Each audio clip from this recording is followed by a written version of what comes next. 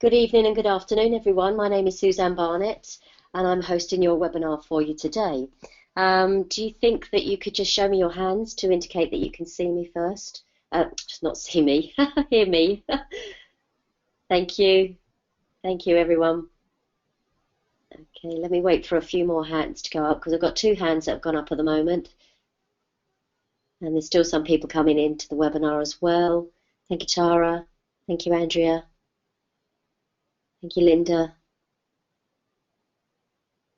Okay. I'll assume then that the others of you can hear. And thank you, David. And that's great. Thank you, super. Okay, so as usual, I would suggest that you switch off all applications because it does improve the quality of your webinar, and we will be sending the recording through to you as well. We'll aim to be finished in an hour and a half, and our topic for today is our presentation number 8, Dopamine and COMT. So our speakers again are Sterling Hill, Caroline Ladowski and Cynthia Smith. And the first part of today's presentation will be presented by Carolyn. Thanks, Suzanne. Welcome, everybody. Well, this is a really big topic, and I know a lot of you have been waiting for this. So we're going to go through it bit by bit, and at the end, please don't forget, if you've got questions, to type them in so that we can try and get to all of them when we finish. So we all know that dopamine synthesis begins with our phenylalanine, and that's converted to tyrosine and L-DOPA. And so the pathway, we know we need our 5-methyl, we need P5P, and we need zinc. And once synthesized into the synapse, dopamine will bind to receptors, and we're going to talk a lot about the receptors today. And Cynthia is going to go through the COMT in a lot of detail, and you'll understand how we break COMT down. And functions predominantly reward-mediated behaviours is what we see with COMT genes, and alertness, and indeed there is association with our sleep cycle. And that's one of the things we do find with dopamine a lot, is that particularly when it's low, we see reward-seeking behaviour.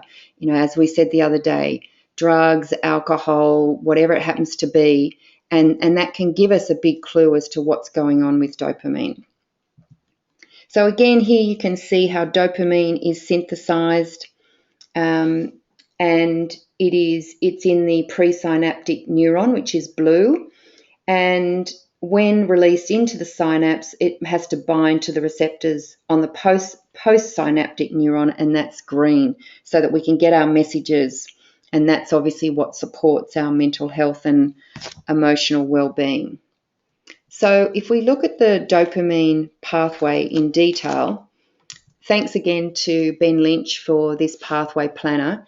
You can see here, and Sterling's going to talk about some of these genes, is that you've got your folate receptor here, but it's really the dihydrofolate reductase that's responsible to ensuring that our key ingredients really are coming here into these pathways. And where we saw the other day, we've got our serotonin synthesis this way, it's our phenylalanine to tyrosine and tyrosine to L-DOPA that then supports our dopamine synthesis. And these are all the genes that we're going to discuss today. So it's an very, very important, and I would say probably one of the key pathways that I see in clinic that is most disturbed by people with anxiety and depression.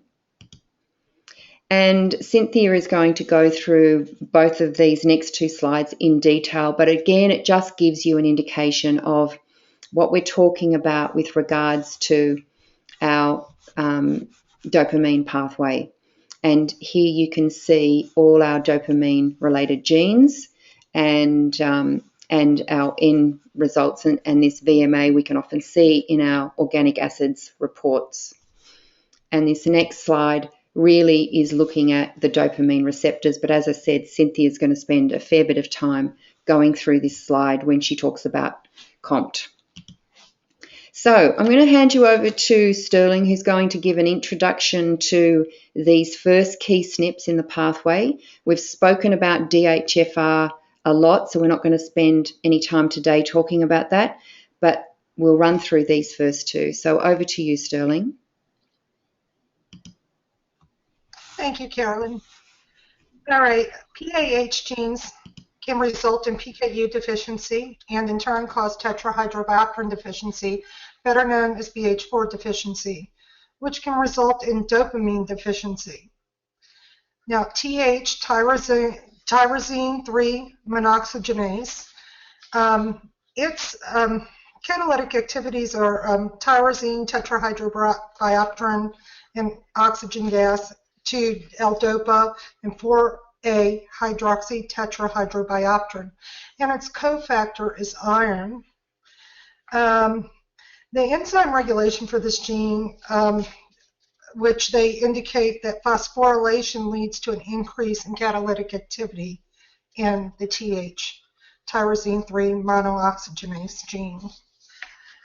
Phenylalanine hydroxylase, tyrosine hydroxylase, and tryptophan hydroxylase all require tetrahydrobiopterin, BH4, as a cofactor.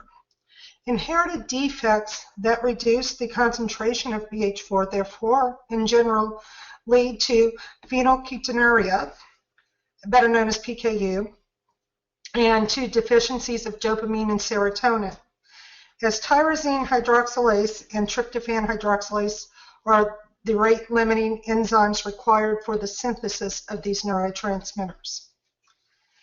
DDC.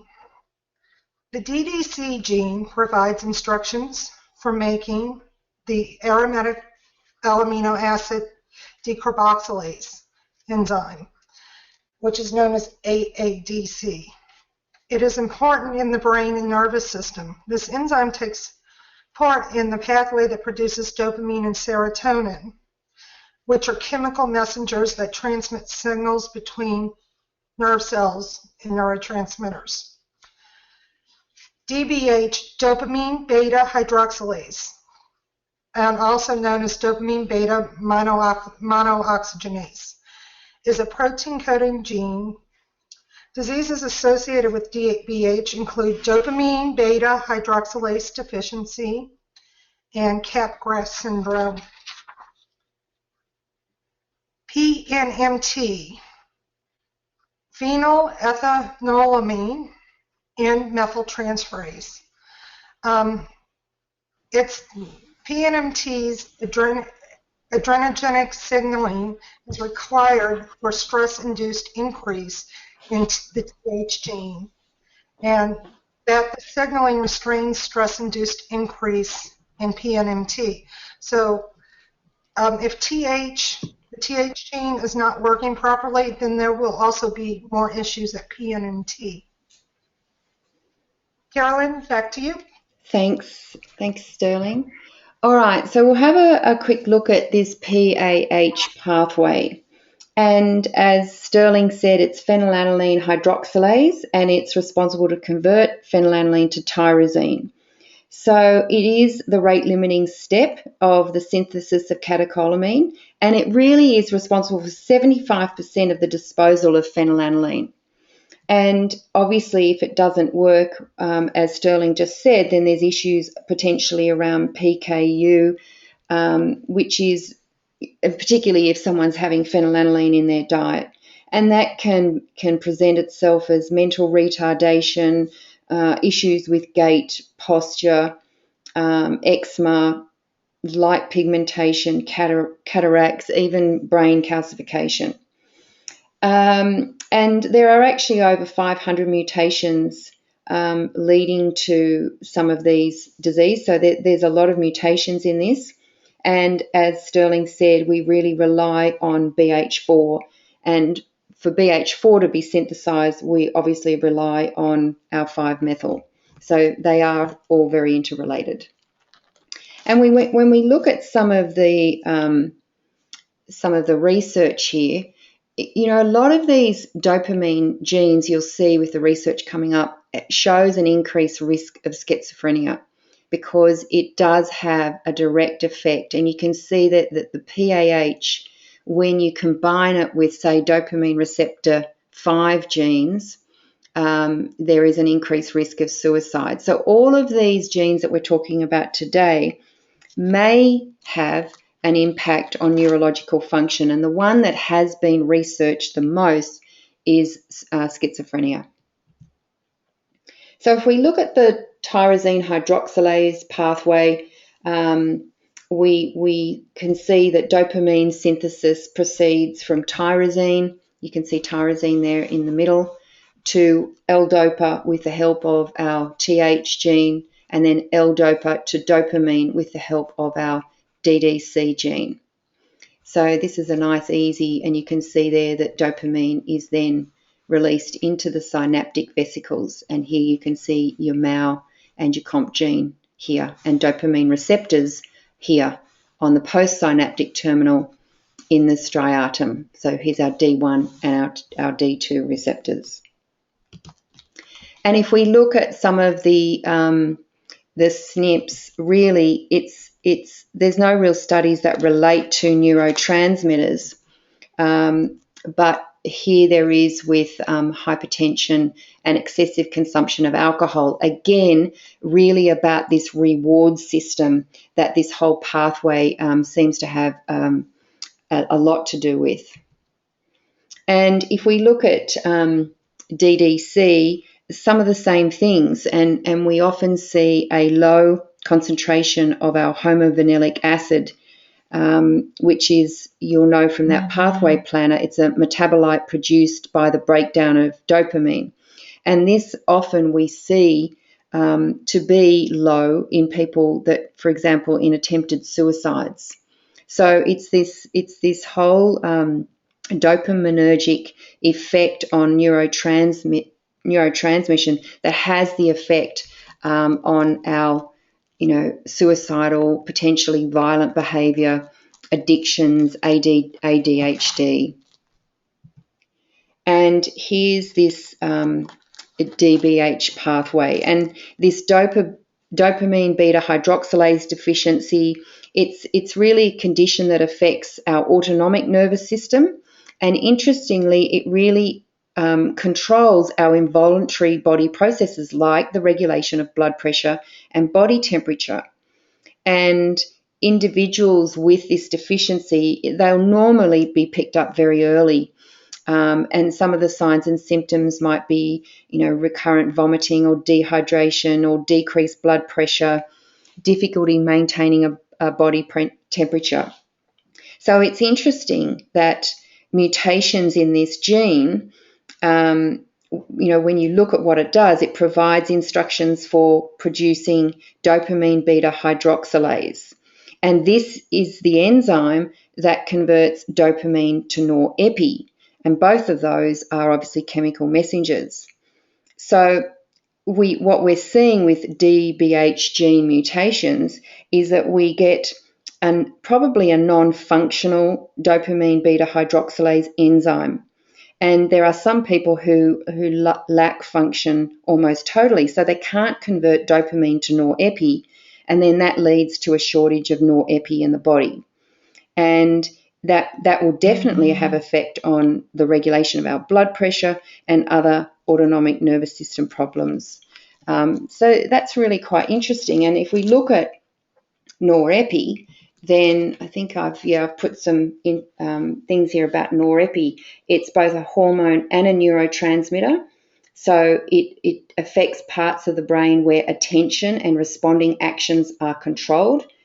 It underlies our fight or flight response. So it's going to have a direct increase in heart rate, and it will also trigger the release of glucose from energy stores, because we know in that flight, that's one of the first things that happens. So we get increase in heart rate, increase in our energy stores, and increased blood flow to skeletal muscle.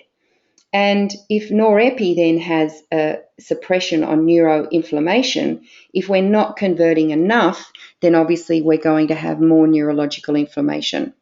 And this is what I find so interesting about looking at some of these pathways, because you wouldn't really look for people with, when they've got heart rate issues, you wouldn't necessarily look at this gene, but here's another really good indication that perhaps we should be.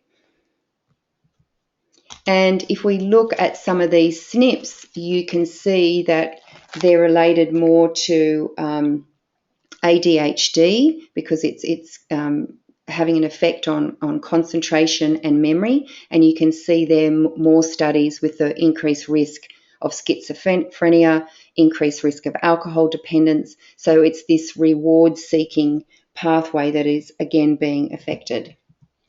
Our PNMT pathway, phenylethylamine N-methyltransferase. So remember, we need methyl groups for this to work. And it methylates norepi into our active epinephrine. So, this is also really important, because it can also be methylated by COMT. And so now this will bring us into the COMT genes, and I'm going to hand you back over to Sterling, who's going to talk. Oh no, before I do, just having a look at some of this, their research. It's been linked with increased risk of acute kidney injury and a down regulation PNMT gene expression causes decreased mortality and hemodynamic shock in acute kidney injury. And there are actually a lot of studies around issues with kidney function, because this is obviously active in the liver and the kidney, but if we haven't got enough methylation, it's going to cause issues. So over to Sterling now, who's going to talk about our COMT, MAO, ALDH3A2 and ALDH2. Hi. Now with COMT, I'm going to basically be focusing on V158M and H62H mutations, because those are the ones that are most critical and the one you'll usually see problematic. All right. Now, first with COMT, there's a lot of literature regarding if there's a deletion with certain COMT genes, that you will almost always see psychosis in those people. So if anybody ever came to you and they told you that they have a deletion in COMT, know that they almost always they have been through some sort of psychosis throughout their life. They could possibly be schizophrenic.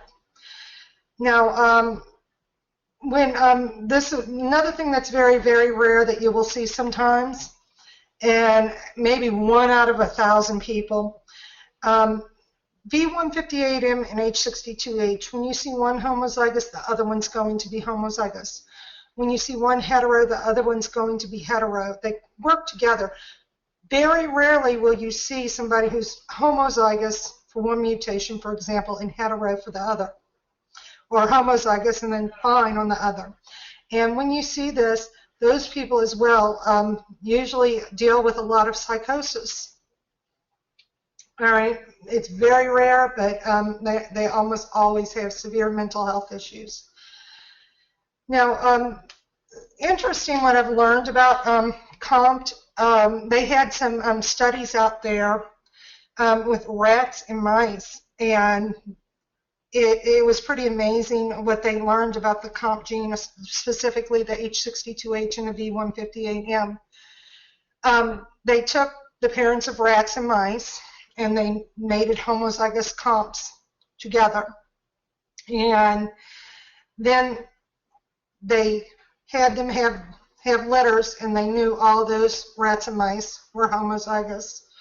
And what they saw is, they did like a little trial here. They took like one control group, and they had the rats and mice not coddle when the rats and mice were upset, not lick the rats and mice and coddle them like a parent would hold their baby when they cried. Rodents will lick their young when they cry and get upset, and they would take them away. And the other control group, they let them take care of the rats and mice.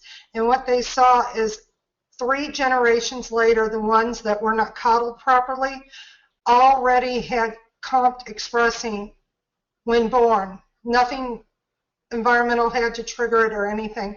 Now they know that with humans. So if you take a human who has homozygous COMT and you do a back history on them, and they talk about, you know, they suffered with childhood abuse, or not even them, their mother suffered with childhood abuse, and you see they're riddled with anxiety, they usually have this enzyme V158M and H62H downregulating, not working well at all, not breaking down the dopamine, epi, norepi, or the estrogens that come along with it, the estrogen breakdown.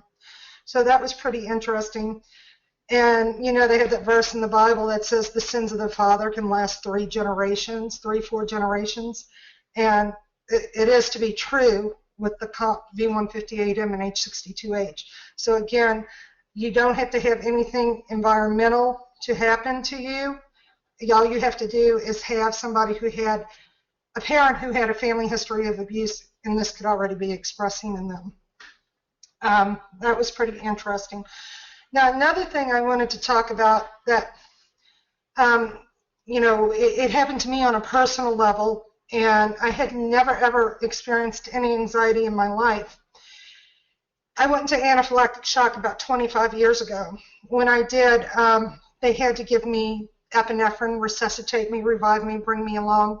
Nobody knew I had COMT V158M and H62H homozygous. They had to give me 2 doses of epinephrine to save my life.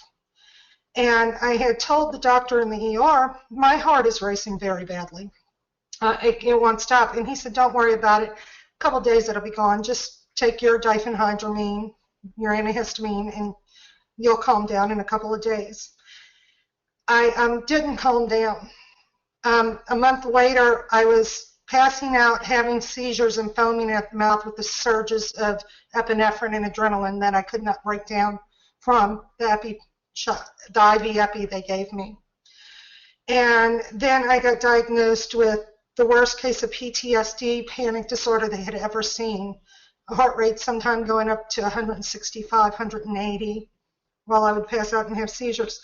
And they more or less put me on a lot of benzos that made me a drug addict. It took me 2 years to get off of those benzos. And all they would have had to do if they would have knew that I had this COMT mutation and I had trouble breaking down epinephrine is give me maybe light benzos for the beginning and wean me off very lightly, and give me IV niacin. Niacin would have helped break down a lot of this epi that was in my body.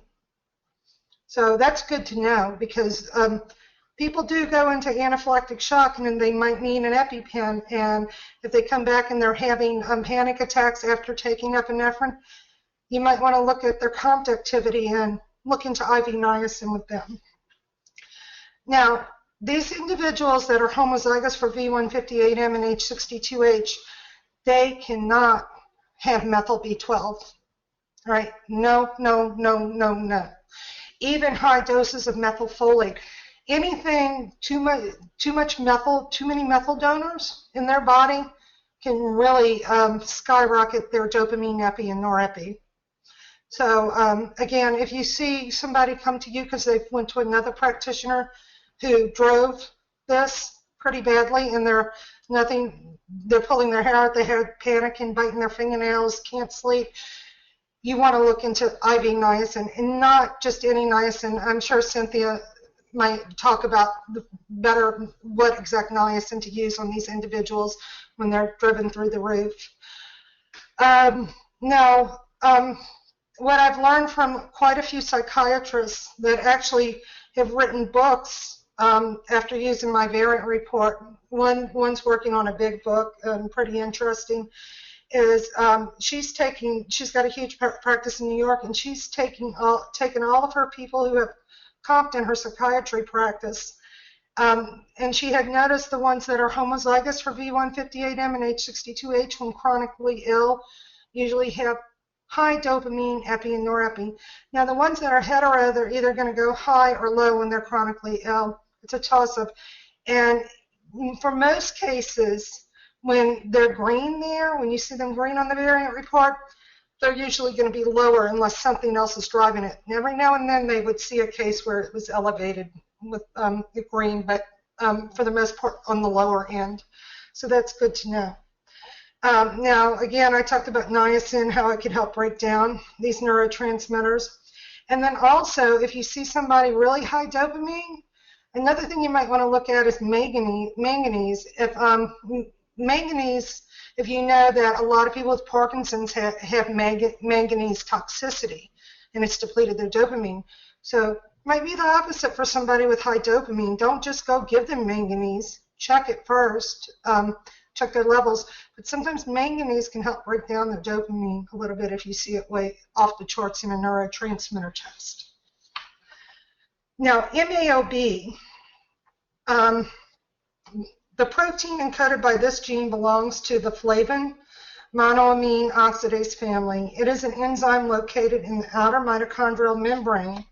It catalyzes the oxidative deamination of biogenic and xenobiotic amines and plays an important role in the catabolism of neuroactive vasoactive amines in the central nervous system and peripheral tissues. This protein preferentially degrades benzoylamine and phenylethylamine. Like MAOA, it also degrades dopamine. So again, if you see COMT V158M and H62H along with MAOB, genetic defects, you might see elevated dopamine in these individuals. Okay, Cynthia?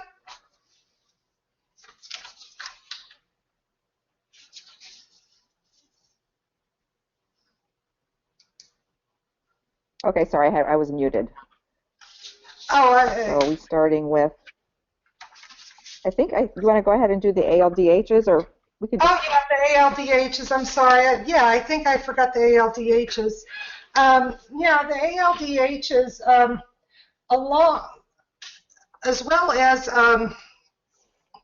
the, when alcoholism is there, and you see COMT V158M, H62H, also MAOB mutations, and you have somebody that has a history of alcohol, it can really affect dopamine breakdown. If you've ever heard the term coined, and this is both with the ALDH3 and the ALDH, if you've ever heard the term, they've coined alcohol-induced schizophrenia. A lot of alcoholics to just drown out those neurotransmitters, and when they've got a combination of these genes, can really have some serious issues, especially when they start hitting the bottle and then they hit the COMT and MAOB along with these genes. You can see a lot of problems there. Okay, Cynthia? And I just want to add something too. When you're dealing with dopamine and COMT, V158, and the H62H, it's not just the actual level of dopamine, it's also how the receptors are receiving the dopamine. So if somebody tends to run high in dopamine, it's highly likely that their dopamine receptors might have downregulated. And so when they start doing something to raise their dopamine, let's say alcohol, they're going to further downregulate those dopamine receptors, and now they get on this swing. They're swinging from high dopamine to low dopamine, and because the receptors, because they're downregulated, need more dopamine. It's almost like insulin resistance, and so that's part of that vicious cycle you see with people who have these ALDHs and the COMTs and tend to have alcoholism in the family. They're really swinging their dopamine and GABA levels up and down, and the receptors are downregulating. So anyway, I just wanted to mention that. So this drawing is something that I put together. I've never seen anything similar to this, but I put it together based on my own family history, really with my mother. And if you take your hand and you cover up the right-hand side of this drawing, you'll see that what you're left with is the neurotransmitter contribution. So for people with COMT downregulations, and sometimes they can be, 3- and 4-fold downregulated, you don't really see a lot of issues in these neurotransmitters until that COMT enzyme becomes stressed. And that occurs in puberty. So you'll start seeing people who really haven't had any issues that beginning around their puberty and after, they'll start manifesting with different problems, because now a COMT that should be, let's say, a 4-lane highway, if it's homozygous, now you've got a 2-lane highway. So instead of just putting your dopamine and epinephrine through that COMT, I call it a pipe, to break it down, now you're adding estrone. You're adding your estrogens. And so then what you see is a person with the COMT downregulation who's under stress, right? So their adrenaline's up. If they're in part of their cycle where their estrogen's high, they can get into some trouble. And so there's things you can do to modulate your estrogen. And I put a few things here, things that you can avoid, because these catecholamines all break down through COMT. But I wanted to point out too in this drawing, if you look at the top left, the amino acid is tyrosine, and then that's converted, that's made into dopamine. But tyrosine is also required for thyroid, for T4. And so there's a link between the thyroid and dopamine through this tyrosine. So keep that in mind. Also, another thing to keep in mind is that conversion from norepi to epi requires SAMe, right? Because we have the PNMT enzyme, meaning methyltransferase. But it also requires cortisol from the adrenals. So again, the adrenals can come into play here. So I just wanted to put this all in one drawing so that you could see that estrogen and dopamine and adrenaline are all breaking down on that same pathway. And if you talk to your patients, oftentimes, at least me, I do a timeline, and we start from birth until the date that I'm sitting down and talking to them. Oftentimes you'll see a lot of issues beginning around, between like 15 and 20, including some psychosis in some cases, people starting to have issues with anxiety.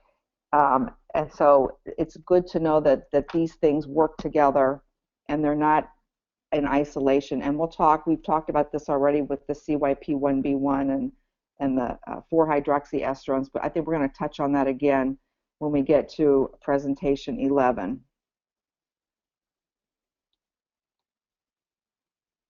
Now, Sterling talked about the MAO enzymes already and how they catalyze the degradation of serotonin, dopamine, and epinephrine.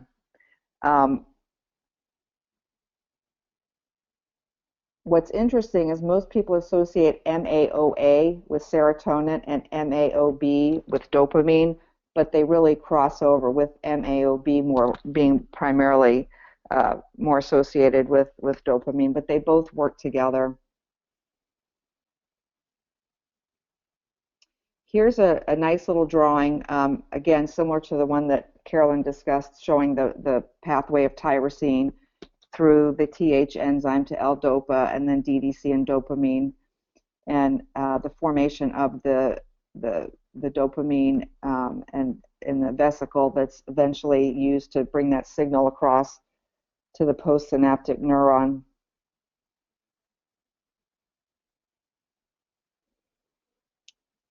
This is more information about catecholamine, and again, Sterling talked on it.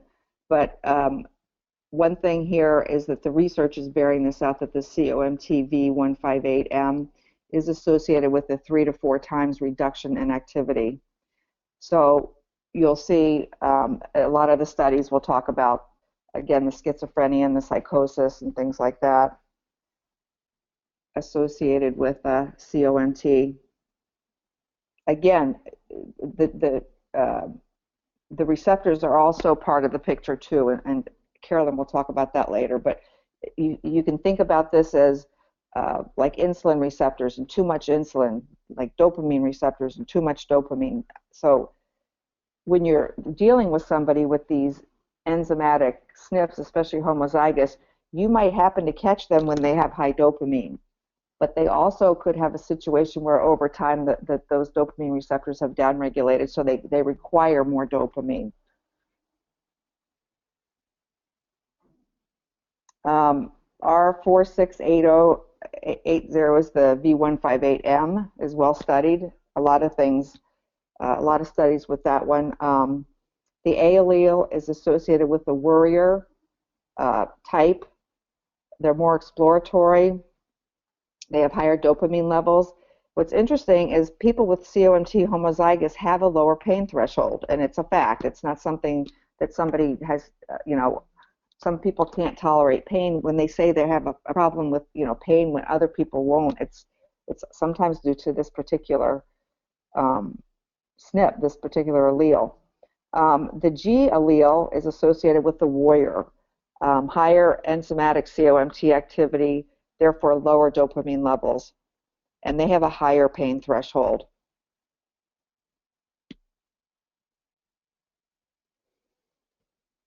Here's some other COMT enzymes.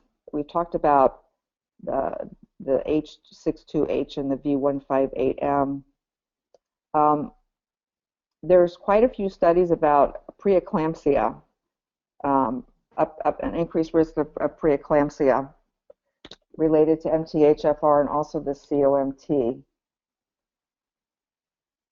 Sterling mentioned about the negative cognitive outcomes when there's stress to infants, and she cited the rat study. Again, there's more information here about preeclampsia. The 158M is associated with increased renal damage and stress post open heart surgery. There should be a T there.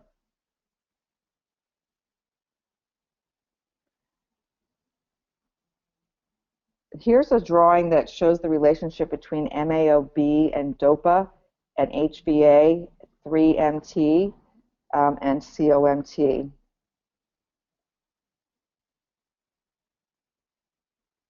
We've kind of talked about this one already.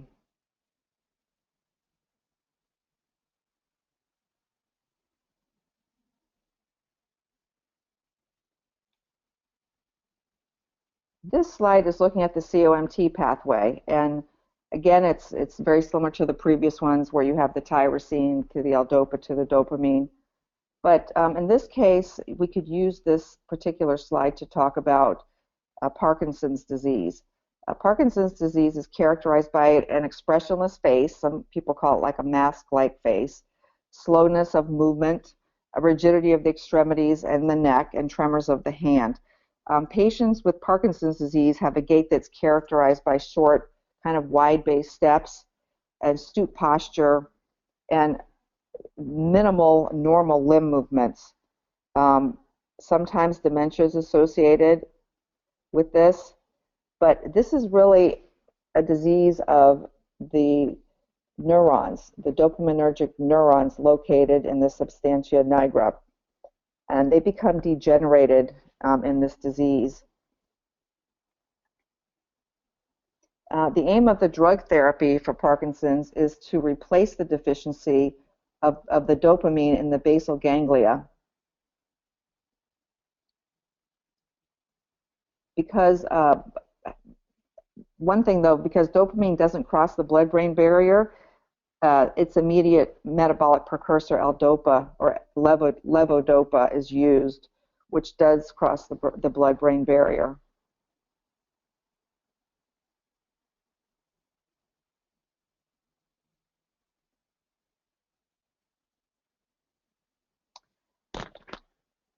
I have some notes here about synthesis and removal, about the initial steps in the synthesis of norepinephrine. Up to the step of transport and storage of dopamine into the storage vesicles are described in the section about dopamine. The neuroandrogenic neurons contain an enzyme, DBH, which we discussed, that converts dopamine to norepi. So it should be noted that the synthesis of norepi takes place in the storage vesicles.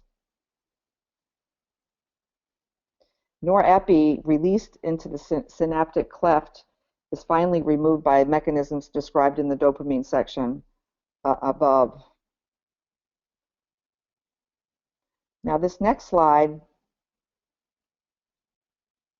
talking about MAOA and MAOB, and we talked about this before. MAOA has a higher affinity for serotonin. MAOB has a higher affinity for PEA, and the metabolism of dopamine and other monoamines is generally contributed by both, the breakdown. MAOA and MAOB are X chromosome linked genes.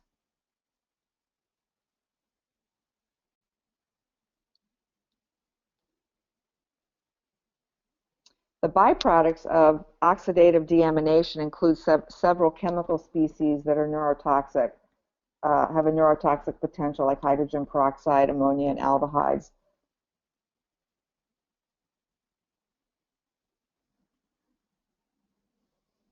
Here's another drawing of MAOB.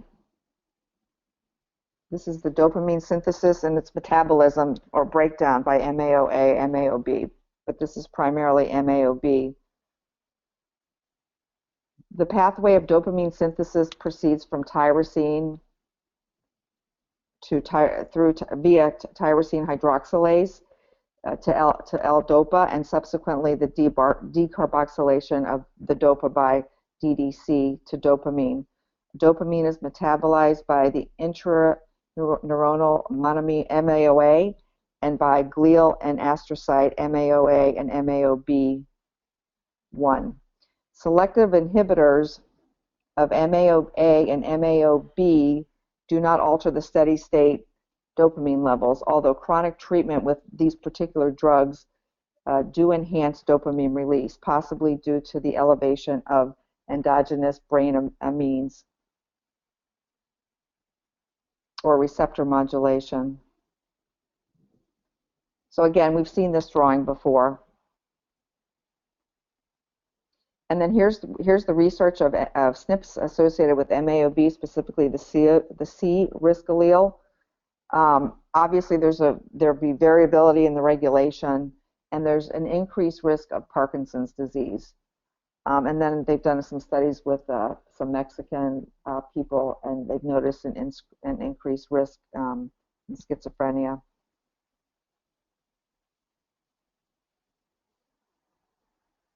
SULT, we've discussed this before.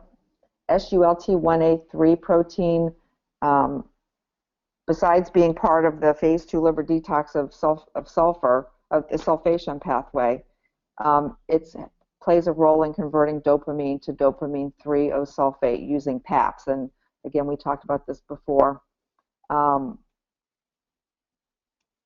Diseases related to SNPs and SULT1A3 are PAD and Danuge shock syndrome. I'm not really sure what that is.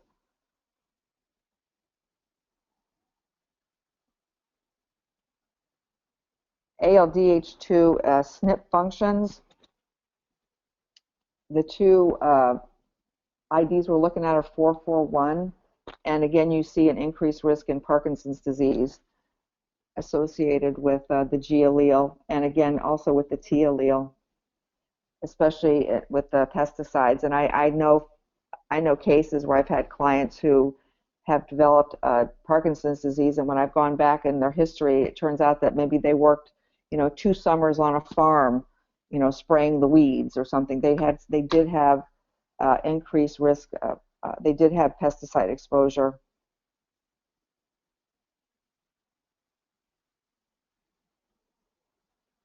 I just want to mention, no, that's okay. Let's go on to Sterling. Sterling?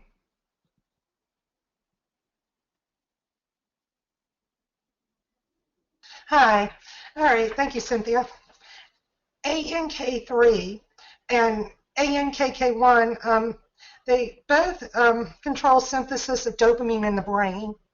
A lot of studies have associated symptoms of depression with a functional deficiency of norepinephrine and dopamine, and mania with functional excess of ANK3, which was pretty interesting. Now, CAC and A1C, defects in that gene can be a negative regulator of insulin and dopamine secretion. So that was pretty interesting. I didn't know about the insulin for a long time, but I knew about the dopamine. Maybe if you see the negativity, like if you see CAC-NA1C and you see dopamine issues, you might want to look at their insulin, their blood sugar and stuff too. That's pretty interesting there. Now, the DRD1, diseases associated with DRD1 include cerebral meningioma, tongue-tied, and transient cerebral ischemia. And we have RS4532 on there, and the GG genotype there was associated with an increased risk of bipolar disorder. And in Alzheimer's disease, when you see multiple DRD1 mutations, you can also see hallucinations and psychosis with this gene, along with Alzheimer's. So the people who are homozygous for this particular dopamine receptor gene and have Alzheimer's, you might see some more hallucinations and psychosis in them. DRD2 mutations there at DRD2 and also with ANKK1 together will increase nicotine dependence. That was pretty interesting to see. And people with mutations in DRD2 will have flaws in their dopamine reward system. Kind of like, I actually have a friend who is a biochemist. She's an old college roommate I had, and we've stayed in touch for many years. She's back in medical school now, and she cocktail waitresses at a casino. And what we saw, what she had mentioned to me, being a biochemist, is, we have a small Asian population in New Orleans, where she lives, and we have higher Caucasian and African American population, but we do have that Asian population. But when you go into the casinos in New Orleans, you will see just as many Asians as black and whites, as African Americans and Caucasians together. Okay, and she says their dopamine reward system, their DRD2s, are really affected more than any other ethnic group in the world. And I thought that was pretty interesting. And she explained to me, because most Asians are not going to have the COMT to kind of offset the DRD2 genes. And so they really just crave dopamine reward by gambling a lot. So I thought that was pretty interesting. Usually she had told me that Europeans will have COMT one way and DRD2 another way to help it out, but Asians don't. So they usually have lower dopamine issues for the most part. So that when they look for the dopamine reward, I thought that was pretty interesting. Now, many people with the DRD2 defects will have an increased risk of depression, cravings, again, for dopamine, which include food, gambling, drug addiction, alcoholism. Again, I already said about the Asians being at higher risk, highest risk. And the D2 dopamine receptor has been one of the most extensively investigated genes in neuropsychiatric disorders. DRD3, this gene and hypermethylation are significantly associated with the risk of schizophrenia. So mutations in DRD3 are related to essential tremor as well as delusional disorder and tardive dyskinesia.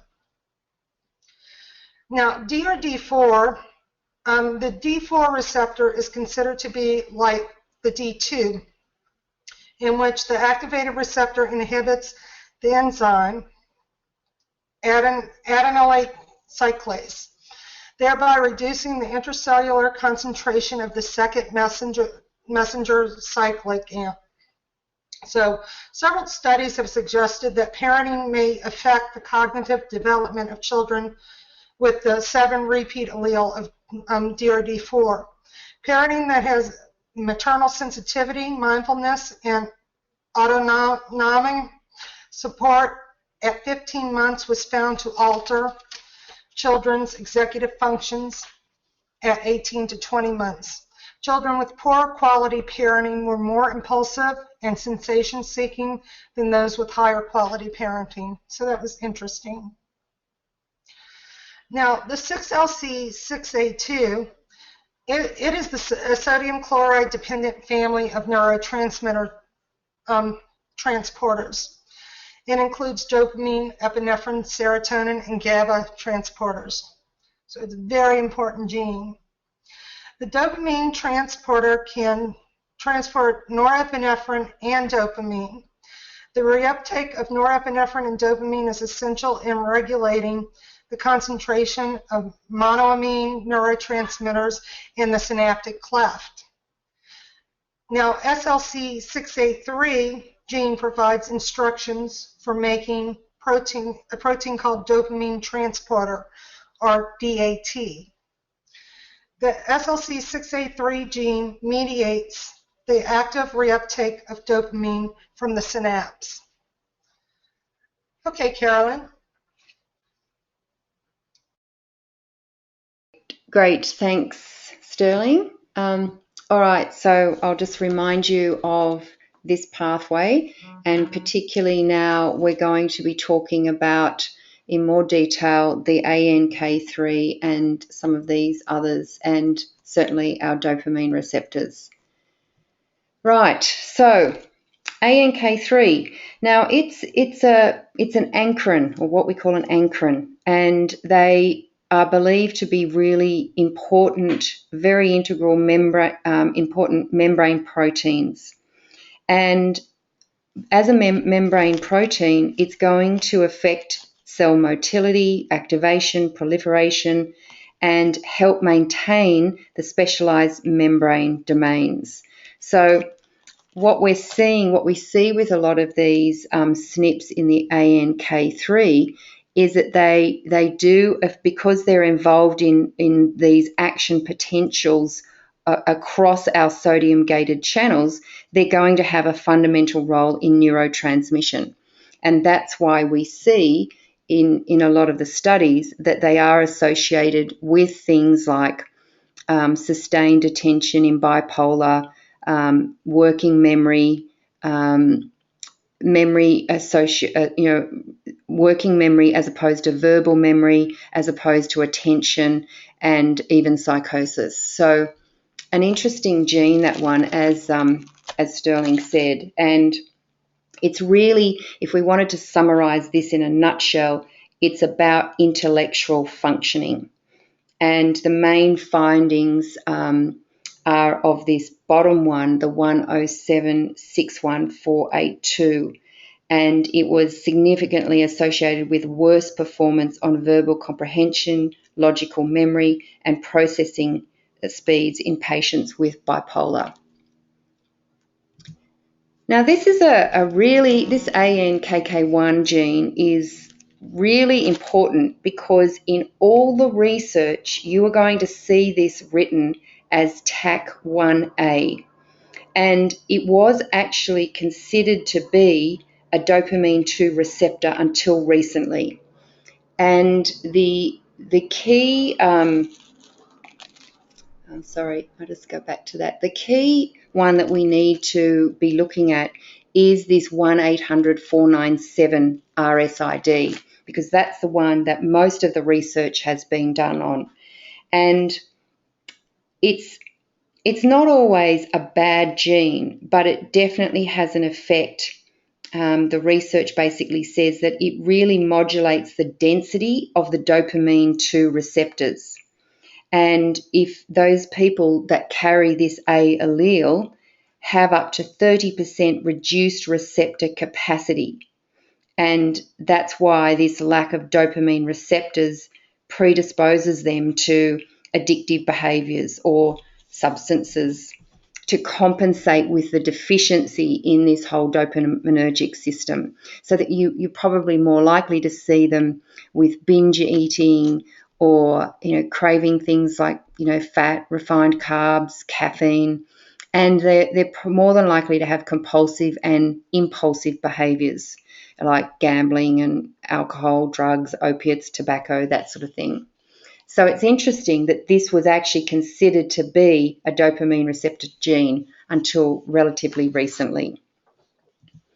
So the CACNA1C, so it's basically a calcium channel voltage dependent gene. So it makes instructions for making our calcium channels.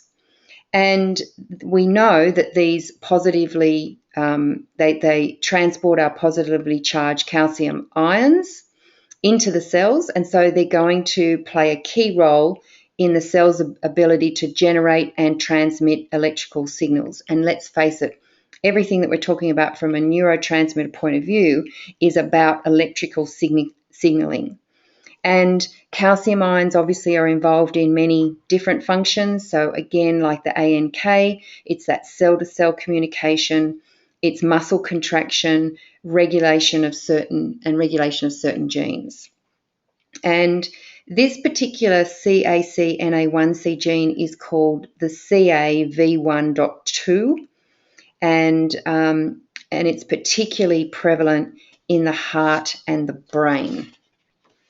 So if we look at, we see that some of the research is more about the brain circulatory, and you may see that, if you've got variation in these voltage-gated calcium channel genes, then they're more likely to be associated with what we call neuropsychiatric disorders like autism, epilepsy, migraine, and schizophrenia. So they're interesting ones, and they think that too, having this calcium channel dysfunction may actually predispose someone to both bipolar disorder and schizophrenia.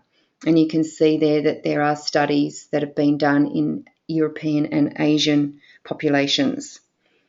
And I think really in a nutshell, if we think about these calcium channels, they're so important in neuronal development as well, because we're getting this connectivity that we need during development and throughout adulthood. So if we're seeing, they've actually supposed that in some cases, major genetic variations in this particular gene may affect brain matter and may have an impact on brain function. So because what it does is it actually shows that total grey matter was highest in the homozygous carriers of the 100-6737, which is that third one down. So dopamine, and for me, this is really the hardest part of this pathway to understand, because it is so highly complicated. But basically, as Cynthia said, we've got our dopamine receptors that work in conjunction with our COMT in ensuring that we've got dopamine going through the system. And in the middle of this drawing, you can see AKT, which is our serine threonine protein kinase.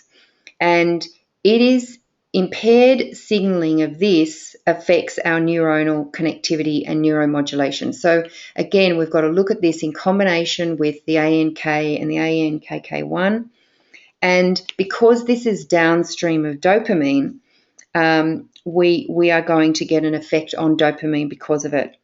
And if you consider that dopamine in the cortex is inactivated by COMT, and it then activates our dopamine 1 receptors. And dopamine 1 and 2, they're put into clusters, which they're quite complicated. I guess my hesitancy to get into it is that it really is a very complicated topic. And basically it's the dopamine receptor 2s, as Sterling said, that inhibit adenylyl cyclase activity. And this has a direct effect on our reward system. And so it's really more the dopamine receptor 2 that plays a really important role in the schizophrenia, not so much the dopamine receptor 1, because it's the dopamine receptor 2 that stimulates CAMP, and it's the dopamine receptor 1 that inhibits it. So you can see here that there are a couple of studies that show that in actual fact with the DRD1, you're going to get an increase in executive function and an increase in working memory. But it's really only a very low risk of schizophrenia with these dopamine 1 receptors. By far and away, the most important and the most research linking the dopamine receptor 2 with schizophrenia. And there are literally hundreds of studies. And I guess one of the things that Cynthia suggested too is that we do associate these dopamine genes with acute pain sensitivity. And those people with the COMT V158, we actually do see they tend to be, and as Sterling said, they go hand in hand, a lot of these SNPs, but we do see that they're much more sensitive to, and not only to pain, but the severity of acute pain. And I'm not going to go through these in detail because there are just so many studies, but basically you can see that major effects of the dopamine 2 receptors can have significant effect on our neurological function. But we've got to be looking at this in relationship to our overall dopamine. Is our COMT, pushing the dopamine down way too quickly? Are we seeing it as a green on the variant report, or is dopamine not being broken down, and therefore we're seeing an elevation in dopamine and the pathway downstream is being more affected? And as Sterling said, there are a lot of studies that also link this with addictive behaviour. And so you'll see most of these studies are not only with addictive behaviour, but schizophrenia, sleep issues, overweight issues, because again, that reward system is being affected. And there's just, there were literally so many studies, we couldn't put them all in. There is a link definitely with smoking and nicotine dependence. You'll see there with that 6277.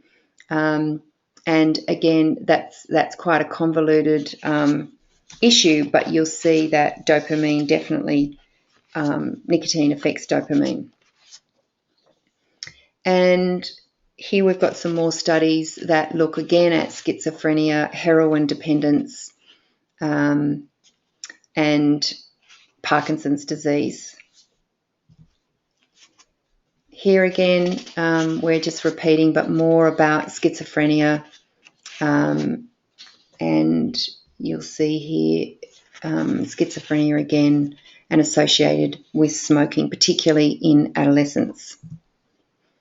So this is just to show you what happens in smoking, and if I can get to my correct page, I will. Nicotine obviously is a substance that acts as a stimulant in humans, and it's one of the main factors responsible for obviously tobacco dependence. And when nicotine enters the body, it's distributed quickly through the bloodstream, and it can cross the blood-brain barrier. And you can see here that it binds to these receptors here, and it will then, when it binds to these receptors, it will go into this complex, what we call the snare complex, and this then causes a cell depolarization, a release of dopamine from the cell, and this dopamine then binds to dopamine receptors, and you can see the dopamine receptors down here, and this then causes a feedback loop and it inhibits dopamine release. So it's interesting the effect that nicotine has on dopamine. And you can see here some of the research associated with the dopamine 3. Again, there's more that relate to schizophrenia and addictions predominantly. And so in a nutshell, I think what we're saying is that the dopamine 1 receptors seem to have less an effect than the dopamine 2. Certainly the dopamine 2 are the key ones, I think, from the research. And as Sterling said, the dopamine 4 tend to react like the dopamine 2. So we would expect a similar, and you can see there the connection with schizophrenia, Alzheimer's disease, mental retardation. And I'm not going to go through this in detail, but again, you can just see these SLC receptors are, as Sterling said, they're sodium-dependent transporters, and so they're going to transport dopamine. So if these are going to be restricted or decreased, then you're going to have less dopamine moving through the system. And that's why they're related to things like ADHD and retardation and schizophrenia. So if we have a look, same as the SLC6A3, you can see there that they're also associated with various neurological functions, post-traumatic stress disorder, etc. So if we look at these neurotransmitter SNPs, we've got to look at them all together. We can't just look in isolation, but it is important for us to consider all of these and to get an overall picture. And we were just saying that we might try and do a bit of a case in presentation 11 just to sort of show you some of the effects with some of these alleles, because it is probably the most complicated part of the variant report to understand. And so I guess perhaps one of the best things to do is look at signs and symptoms of dopamine disruption to give you an idea. So, if we're seeing low dopamine, we've got more addictive tendencies, perhaps restless legs, low libido, lack of motivation, depression, mental exhaustion, and possibly dull, boring dreams. So it's really, and I think lack of motivation, and I often ask my patients, how motivated are you? Can you get out of bed? Can you do what you need to do? And they'll often say when their dopamine is low, no, I'm terrible. I really can't get myself organised.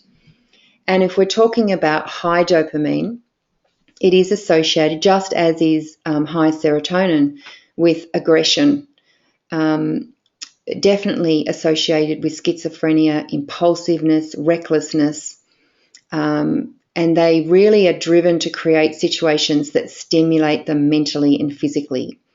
They may lead to violent, destructive, or illegal behaviour.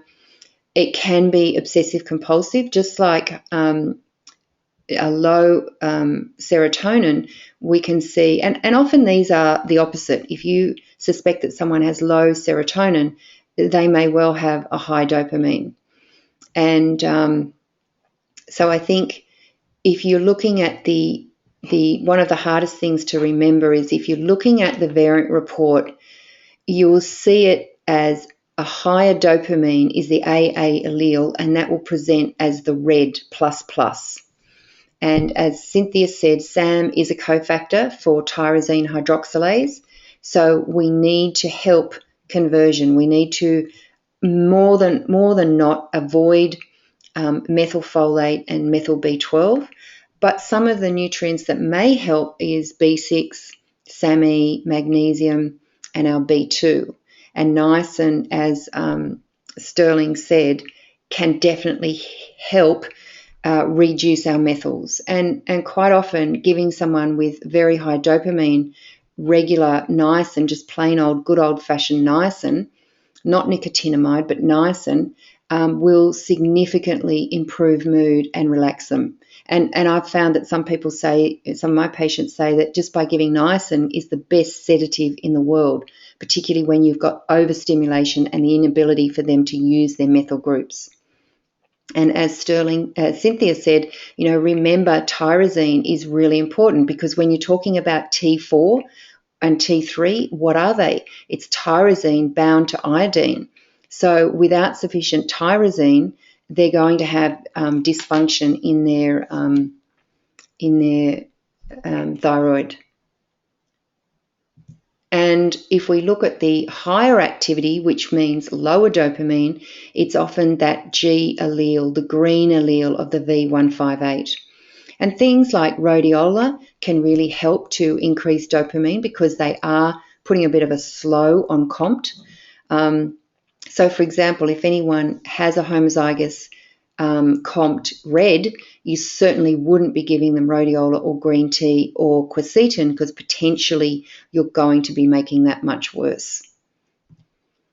And just a quick note, and maybe Sterling can say something about this in a minute, but COMT and vitamin D definitely has an impact because it does have an effect on our dopaminergic neuron function. And there have been studies that show that 125, your active vitamin D, your 125 dihydroxy, was shown to increase tyrosine hydroxylase. So that's quite an interesting component, and we often see that people with a homozygous vitamin D receptor issues do have problems with COMT. So I think just the key considerations, just a few things about this whole neurotransmitter cycle is to think about your nitric oxide levels together with peroxynitrite. Think about the kynurenine and pathway inflammatory cytokines that could be creating imbalances here. NMDA receptor activity and oxidative stress, I think, are key. We need to regenerate tetrabiopterin because it's definitely going to help. We need folate for that. We need vitamin C for that. We need to help scavenge nitric oxide if it's too high, and hydroxycobalamin is the best for that. Magnesium will help lower NMDA activity. We need to support SOD, and as Cynthia said, manganese is Sterling said manganese is an important issue here, and support GABA, lower our NMDA receptor activity. And I think perhaps we'll probably open up to questions now, Suzanne, because I'm sure there are quite a few for this pathway.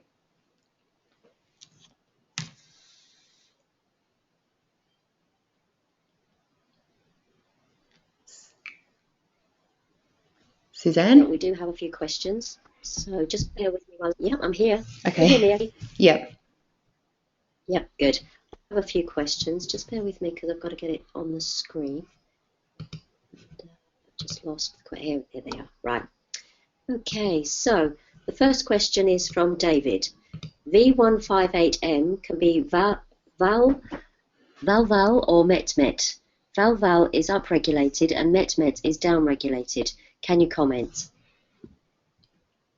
Well, let's get Sterling to answer that one because she's the expert on the genetic component of it.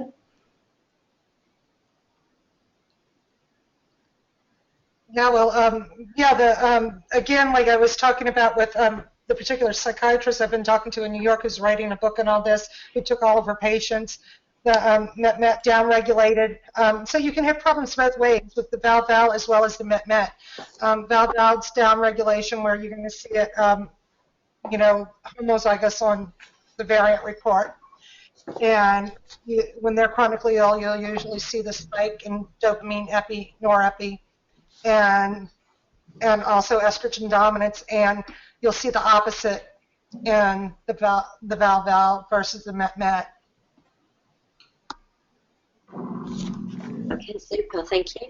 Are there any more questions coming through from anyone? Because I've got one more question at the moment, so this is your opportunity to ask anything that you wish. So whilst you're typing in your questions, the next one is from Micheline. What determines if dopamine goes via COMT versus MAO? Okay, let Cynthia. You take that one.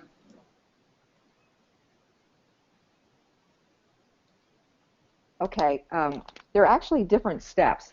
So if you look at the pathways, you'll see that they operate in different locations within the pathway. So for example, dopamine can be broken down through a number of pathways. One includes MAOA and MAOB to the 3-methoxytyramine component.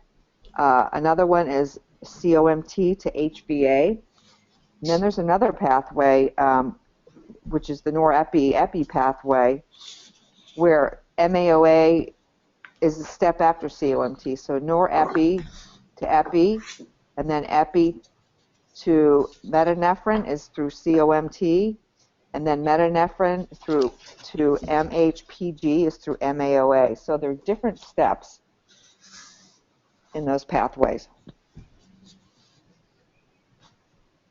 Okay, thank you for that. We've got a question here from Tara. Before I do that, I've got, Linda, you've got your hand up at the moment.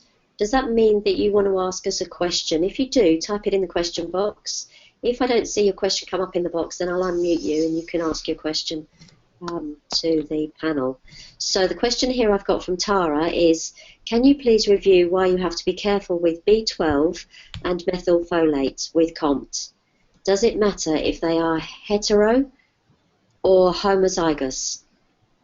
Okay, I'll tackle that, and then everyone else can sort of jump in afterwards.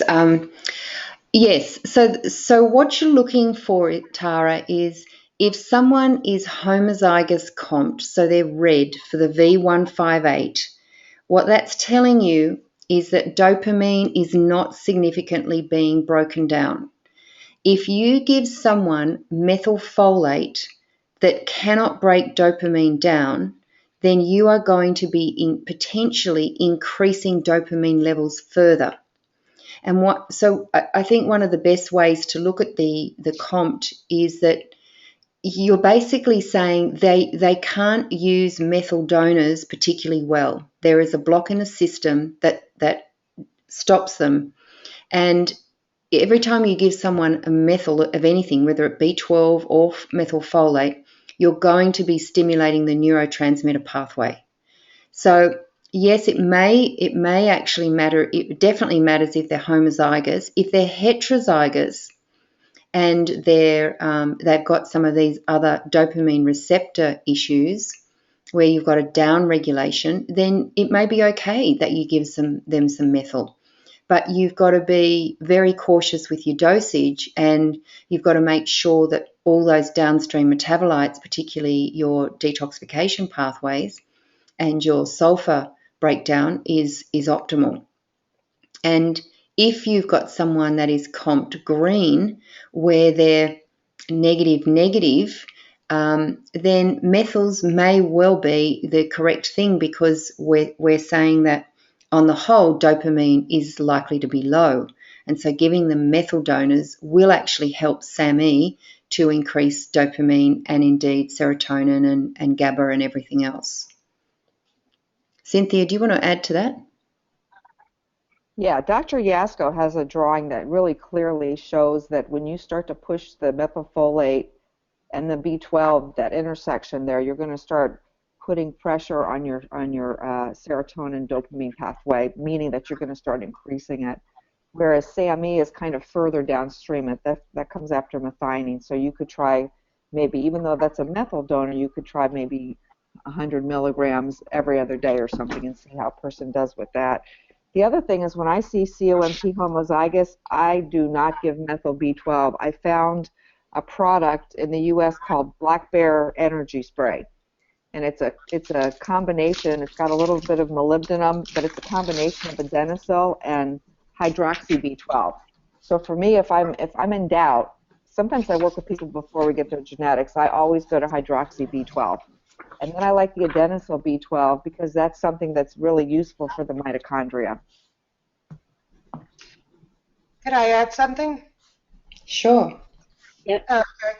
Yeah, because this is really important. And one thing we didn't touch on, I should have added with the COMT, is when you see VDRBSM green on the variant report, and also the COMT homozygous, those people are going to even have worse problems. And that's someone like me. And if you go back and you look at my history, I came from a huge history of very bad abuse. My mother actually had, they call it differential disorder now, but she had multiple personalities. She was schizophrenic, and she drank a gallon of vodka a day. With that, I incurred a lot of abuse, and I already had this expression. And where I'm getting at is when I ended up in a hospital with pulmonary embolisms after a gallbladder surgery, 2.5 months fighting for my life. When I came out, they came back with genetic testing, and they said, oh, the doctor said, you have MTHFR. Put me on the wrong stuff, folic acid. Then I found out later I needed folate. Well, this one doctor gave me a high-dose folate B12 combination, methyl B12, methylfolate. And after the first one, and I also have the VDRBS in green, which will make COMT, homozygous V158M worse, problems breaking down the dopamine epi, norepi. I went from totally tired, not being able to get out of bed after taking the first vitamin. I looked like I was on some kind of methamphetamine. I was climbing the walls, and it was not normal. I took the second dosage. I thought I was going to die. I was in a hot tub of water. My bones hurt so bad. I had a home health nurse at the time. They had to remove me from the tub, dress me, get me to the hospital where I laid screaming bloody murder on morphine. That's how bad it hit me. So you've got to look. You've got to take somebody's history too, because you're going to have somebody who has had a history like me that has come from a very abusive situation, already had COMT expressing at a very young age. And then I had the history of anaphylactic shock and the epinephrine episode and all that. So, man, I was a ticking time bomb. I'm lucky I didn't die when I took that second dosage. I mean, I actually landed in a hospital on morphine every 3 hours, the highest dosage they could give me for 6 days until they got it out my system. That's how painful it was, and it almost killed me. So you really need to take caution with people in that area. Please do. And I think also just on that too, Sterling, is that even remember what hydroxo B12 is. It's the immediate precursor to both methylfolate and our mitochondrial B12, which is our adenosine. So even some people who are very sensitive to methyls will have an adverse reaction to hydroxo B12 as well. So you do have to be, even any methyl may cause issues, and that's where your niacin may really help. Yeah. Mm-hmm. Well, what I'd like to say is what Cynthia talked about is the bear spray, and the man who actually made it has a son with autism, very hypersensitive with methyl donors and stuff, and I am actually able to tolerate that three times a week. It's the best B12 product I think out there for people with the COMT issues. Yeah, and you can titrate it because it's a spray. You can adjust the number of sprays that you take, unlike a capsule where you have to take the whole thing. Mm-hmm. Okay, great. Is there anything else that any of you need to add on that one? I just want to mention one thing, and Sterling mentioned this. If you've got COMT homozygous, something that will kind of buffer that a little bit is this VDR SNP. If you've got a SNP and VDR, the worst possible case that you could have for high dopamine levels is COMT homozygous and green on your vitamin D receptor. So those people, and Sterling's one of them, are a higher risk for higher dopamine and sensitivity to methyl donors. Okay, thank you. Yes, and I will add, I do neurotransmitter testing every 3 months because mine are tend to get off if something goes wrong, and I always stay with a dopamine level. It's usually about 5 points over the red zone, almost always, and it would if I would go take a methyl B12, I'd drive it through the roof. Okay, so Linda, there isn't a question that's come through from you, so I'm going to unmute you just to see that if you do want to ask us a question. Hi Linda, you're unmuted now. Do you have a question for the panel? I think you mostly answered it, but I just want to confirm it. Thank you very much for those for sharing your story, because it really enlightens me regarding my loved ones. The question I had was in relationship to the COMT, and so not taking the B12 or not B12 but the methyl B12, especially. I had my son who took it with IV, and what I noticed was he had more anxiety, sleeplessness, panic attacks. He actually got worse, and then when he did his blood work, the levels were really, really high, and even it had been 4 or 5 days they were after the IV. Would that be because he may have a SNP to the COMTs? I can take that. The answer is yes. That's one thing, and the other thing is there are transport proteins for B12. So oftentimes you could have B12 in your serum, which is where they test, but the real test is to find out if that B12 is getting into the cell. And sometimes the transport proteins, which are TCN1 and TCN2, need to be addressed, because like I said, you don't want the B12 just laying around in the blood. You want it to get into the cell where it can do a swap with methyl. That's under normal circumstances. In the circumstances that you described about your son, though, it sounds like, yeah, he could possibly be somebody who doesn't react well to methyl groups. And once you're doing, anything IV, once it's in, it's bypassing all of your body's natural abilities to process it. It goes right into your blood. Right. All right, thank you. I think you've answered my question. I'm going to go back and look at his SNPs. One of the things that I learned. One of the things I noticed early on when I was working with clients is they would have these stories about, and you see it on the blogs all the time. I have MTHFR, I took methyl B12, I took 5-methyl tetrahydrofolate, and I felt really good for a couple of days, and then I felt really horrible.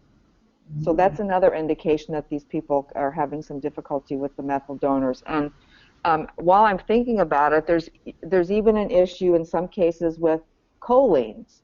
People take choline, or they'll take some sort of lecithin.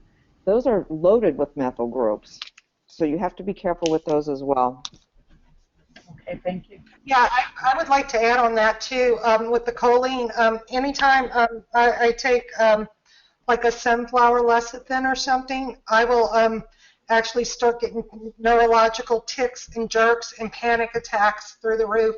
And also I have to be hospitalized, and they have to calm me down, and the pain gets intense. I usually have to go on IV painkillers, and then they usually throw some GABA over into me intravenously as well. It's that bad.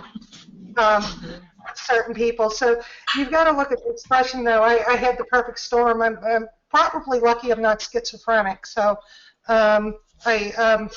I choose not to drink. The only time I drink things like coffee is when I'm on an outing with friends, maybe once every couple of months. I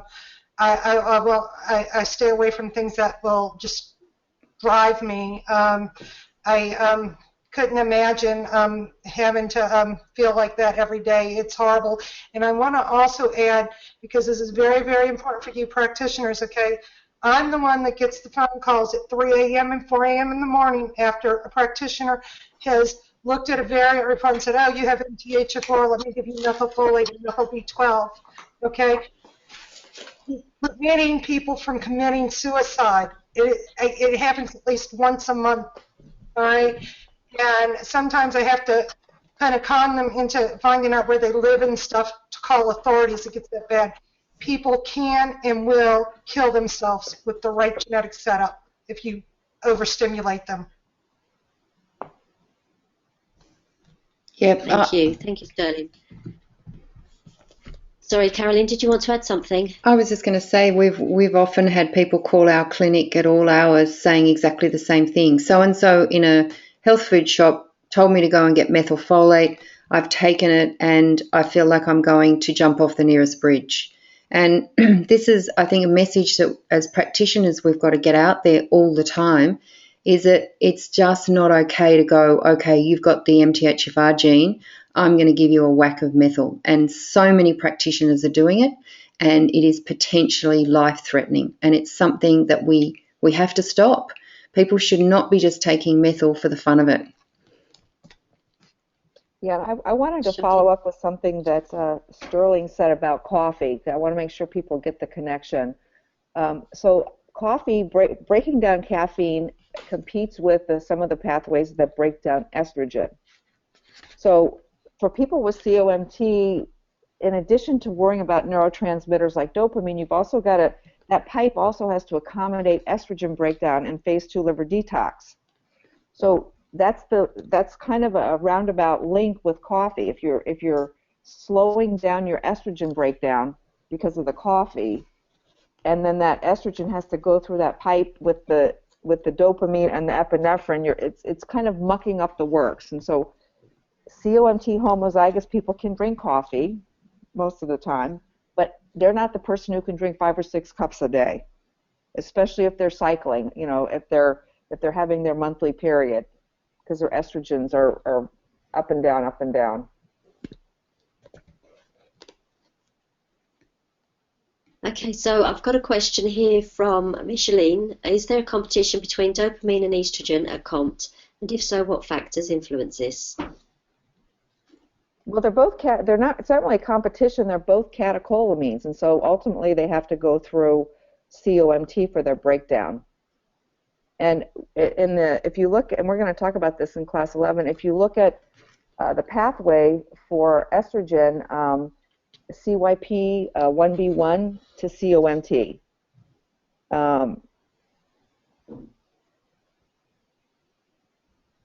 It's in most diagrams that you'll see on these tests, like that you'll get from these hormone tests, you'll see it as methylation, as a methyl pathway, but it's really COMT that's doing that breakdown, especially for the 4-hydroxyestrone. Okay. I've got another question here from Micheline. How significant are the other COMT SNPs on report relative to the ones discussed? I'll answer that. Well, Sterling can answer that, but I would say not very, because we know that it's really the two V158 and the H26 that tend to go hand in hand, as Sterling said. And I used to think that certainly, I'm just trying to get my copy of the report. There are a couple here that would make more sensitivity to pain. I think the COMT 61, which is the RS769224, if we see that homozygous, there does seem to be more sensitivity to pain, but it's definitely the H62H and the V158 that are the most significant out of this panel. Would you agree, Sterling? Yeah. I know that the V158M, H62H, out of all the COMT science has studied, and there's actually, I don't know exactly what other 4 in there, but they go hand in hand with the V158M and H62H as well. And I'm going to have to try to find those out, call a few of the psychiatrists I know that study them. But the V158M and H62H, though, those right there, 40% more downregulation, where they're not gonna break it down. They're gonna have 40% less enzymatic activity. That's not giving them something like methyl B12. Now, imagine throwing in the methyl B12.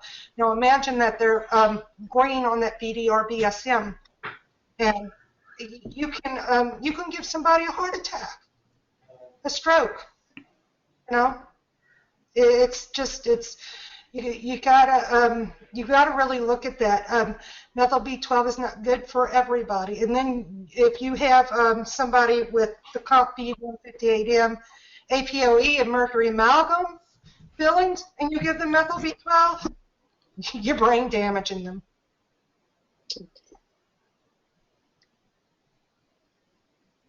I've got one last question, which may have been answered.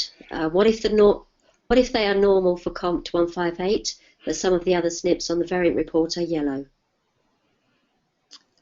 Not H62H or 61. So if you say normal for COMT 158, are you saying that you think that's green, or is it heterozygous? So if you're saying it's green and the others are heterozygous, well, you're more likely to get green for the H6-2H. So therefore, you would more likely to be assuming that dopamine is being churned through, and potentially you might need to use things like rhodiola to increase it. But if they're all heterozygous, I look at that and say, okay, that's pretty good. That's probably the best one that I would like to see, heterozygous COMT all through, because it means that dopamine is not being gotten through too fast or too slow. So I like to see heterozygous. I like to see them all yellow. Has that answered your question, Tara?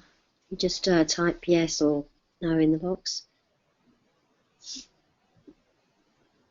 There aren't actually any more questions now.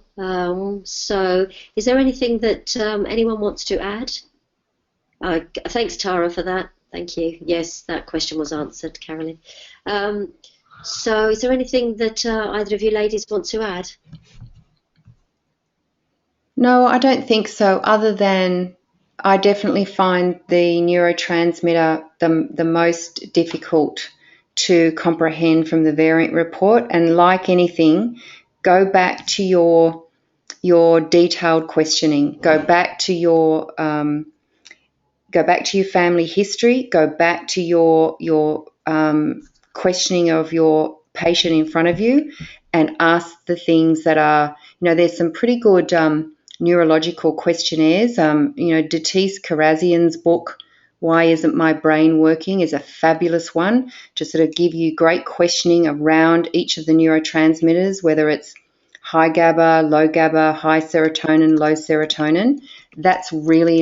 I think that's the best and most comprehensive way to go. And if you're looking at the COMT and you're seeing a red, you've got to be exceptionally cautious with a methyl donor, if at all. And you've got then that you've got to improve methylation overall and their ability to use methyls, because anything in their diet could also be increasing methyls that they're not coping with. So it is a very tight balance, but I think it's one that I use most around questioning of their mood and everything else to get a real feel for what's going on in this pathway.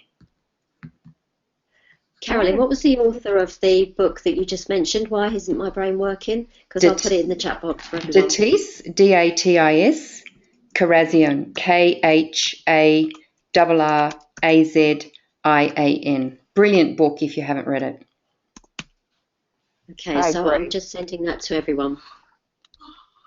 He also has one about the thyroid. Why Isn't My Thyroid Working? And they're both my two top favorite books. Yeah, me too. I've read this one probably about 8 times.